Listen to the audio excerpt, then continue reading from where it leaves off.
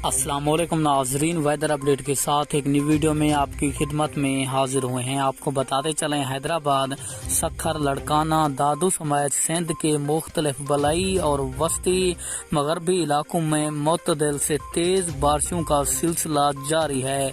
नशीबी इलाके ज़ेर आब। सिंध के सबसे बड़े शहर कराची में भी वक्फे से हल्की से तेज बारिश का इम्कान बताया जा रहा है।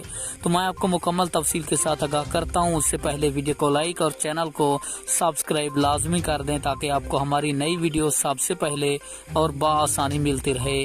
आपका कीमती वक्त ज़ाया किए बगैर बढ़ते हैं वीडियो की जानिब। आपको बताते चलें, सूबा सिंध के मुख्तलिफ इलाकों में आइंदा 36 घंटों के दौरान बारिशों का सिलसिला जारी रहेगा।